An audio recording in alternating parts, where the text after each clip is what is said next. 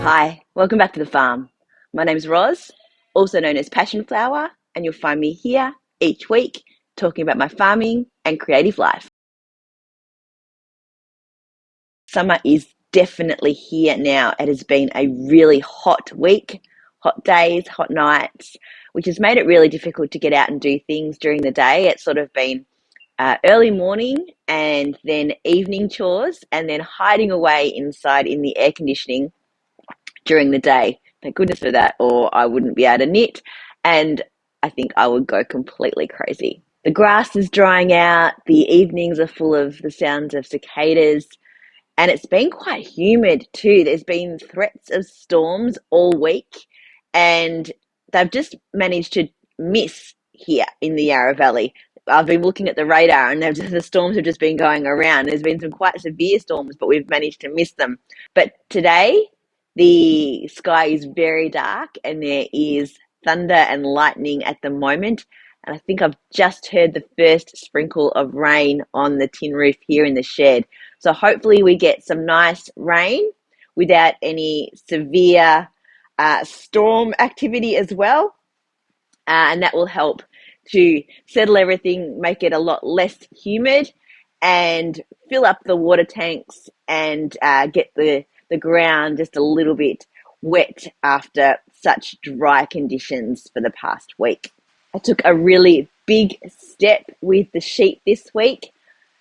They are out sleeping in the paddock at night. It was a hard thing to do. They're my babies, and I was really worried about them, but it had to be done. They were getting quite big to be sleeping in the green shed at night, and it's also a lot of work for me to get up early in the morning to let them out, but then also to put them away at night. And if there's something happening and I'm out, it means putting them away early, which was not really fair because they do need to be grazing most of the time. So I kind of had it in my head that I would do it after Christmas. And since our Christmas was delayed, after Christmas ended up being after New Year's. So I installed the fox light, which was easy enough to do. It just slips over the star picket and it now flashes at night to get rid of, hopefully, nighttime predators. It flashes randomly in blue, red, and white. And the theory behind it is that it mimics someone being out with a torch or, activity, and it acts to scare away predators because it's an unpredictable and strange light that is happening in the paddock. The first night that I decided to leave them out, I went over in the evening and I gave them grain in the shelter that's in the paddock, and spent a little time with them. And then I came back out and they all just came back to the gate and were like barring and waiting for me, I guess, to take them to the shed. So I just had to walk away and hope that they'd be okay. I didn't sleep very well that night, and I think I heard Nassie bark every single time he barked, but there's really nothing I could do. I couldn't be running over there and checking on them all the time. I just had to trust that they were big enough and that the light was doing its job and that everything would be fine. So in the morning, I went back over just like I was going to put them back into the paddock, and Hurley was sitting by the gate, and I think he may have been sitting by the gate all night. Just because he'd been my baby the whole time and he had slept nowhere except in that green shed, I just think that was his expectation. So he was fine. He got up and I gave him a scratch and just checked on all of them, and they were all okay. So the rest of this week, I have been building on that routine of going out in the evening a little earlier than I would have normally if I was putting them in the shed, spending some time with them, filling up their water, watering plants, giving them some grain, giving them all a good scratch, and then leaving them for the night. And then coming back over in the morning just to say hi and check in. I can see the paddock from my deck at the house. So the last couple of mornings, I've just kind of checked and seen all three of them, had my coffee, and then come over after that. But the first few mornings, I was coming over just like I was checking in on them to open up the green shed. And I think now they are feeling like this is their new routine. So I'm still giving them grain in the evenings, but now it's just in their shelter area. And I think that they are already settled into this new life of being able to now graze whenever they want. They have shelter, they have shade, they have plenty of food. I've now got a hay bag hanging in their shelter as well. So they have the option of grazing the grass. They have the hay, and then I give them some grain in the evening. They're very lucky sheep. The hot weather was also a really good time to check in on our bees. I just tagged along with Adam to open the gates and help him with the bee suit. I didn't get close to the bees at all. That is his job. They are doing really well. We've got a really active hive. We put another layer onto the hive, so there are more combs for them to now fill. And hopefully in a few months we will have a really good honey harvest that will see us through for the rest of the year. Mum and I also spent a morning out in the shed garden. I did a whole stack of weeding. I planted herbs into one of the boxes that Mum had already refreshed with some compost. And we pulled out all of the older plants that were in the other box. And then Mum got some compost that she'd been working on and put that in, as well as some of the straw from the green shed where the sheep had been sleeping. So we kind of were able to do two jobs at once. We were able to clean out that green shed and get all the straw and everything out of there. Some of it went into this garden bed directly, and the rest has gone onto the compost heap. And now we have a refreshed garden bed, which needs to be sort of turned over a few times. It sort of needs to be sort of composted as the box right now, to get rid of all of the fresh material from the sheep. But it's been combined with older compost.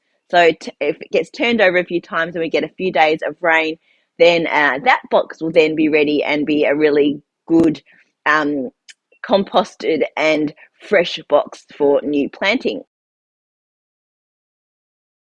Well, yes, I finished my Yellow Brick Rodeo and I am super happy with it. I love how it's come out. I did a couple of slight modifications, which I talked about as I was knitting. I added a couple of extra rows of the yoke pattern just to get a little bit of extra depth in my arms, because I kind of always feel like my row gauge is a little bit shorter than most patterns call for.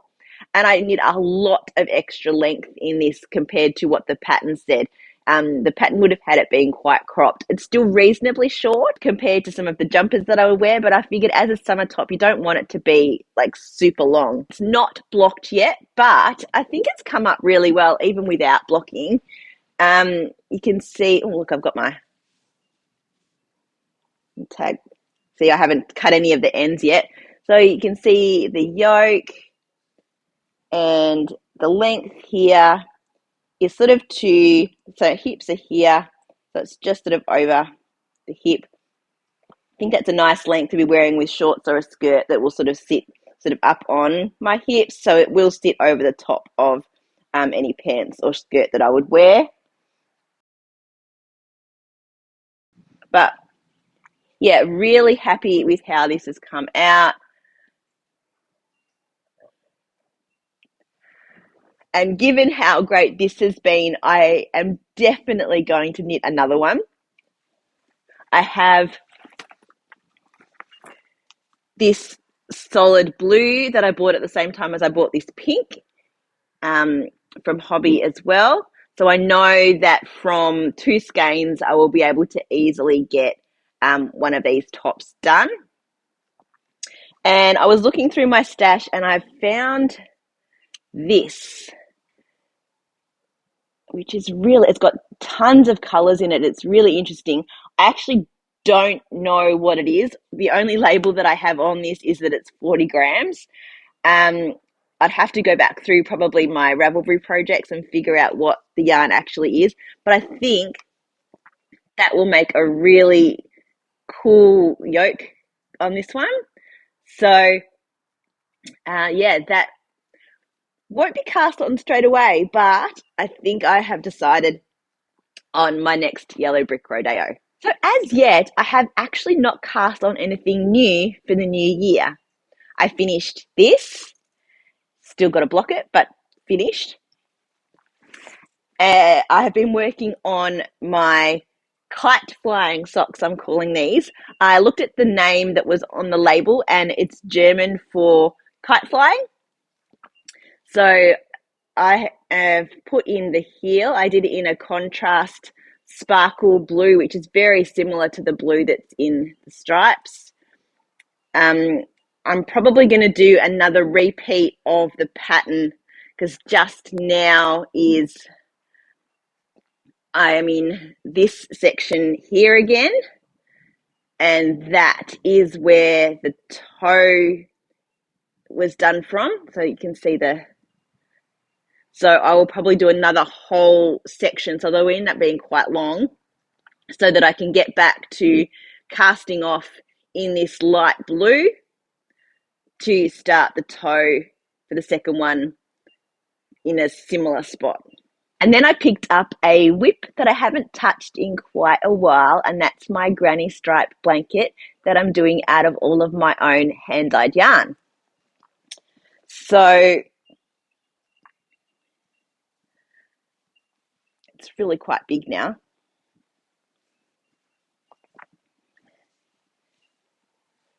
As you can see, so there's the start down there.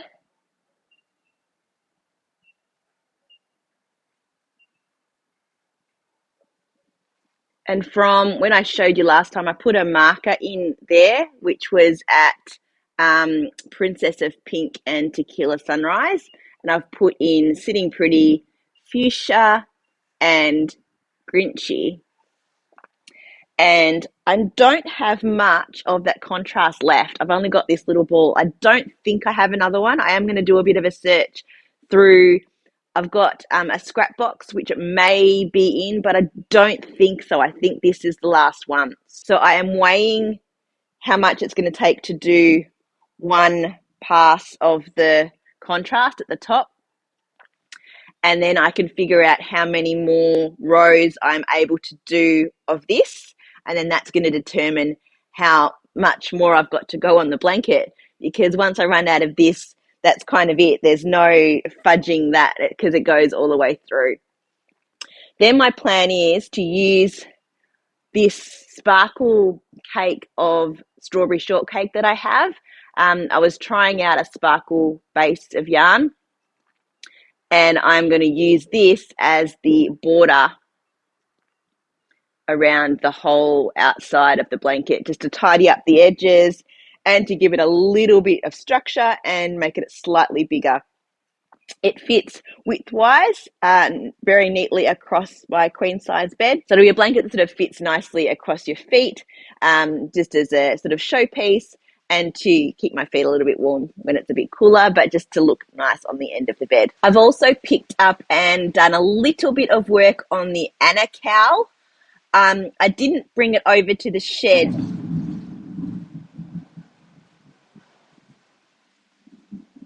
Well, the storms have started and there is thunder and lightning, so there might be a little bit going on around. I didn't bring it over to the shed because I have it sitting in a yarn bowl and it's lace and quite delicate. So I will take some photos, maybe even a little bit of video, and I will pop it in here just so that you can see what it looks like. I have done 4, maybe 5 rows of the pattern, so I still haven't done very much. And it's one of those things that it does take me quite a while, even to do one of the rest rows, just because it is such fine yarn and you're working with yarn overs and knit 2 togethers from the previous row that you have to be really careful that you knit all of the stitches properly.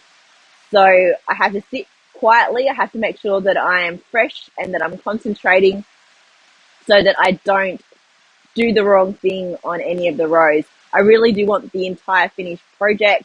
So this one is really a labor of love that I'm spending time on for the end result, even though sometimes it's getting a little frustrating that I'm not really making any progress. Nothing else is really inspiring me at the moment. I would like to do a multicolored shawl, I think, and find something to do with my hand spun yarn.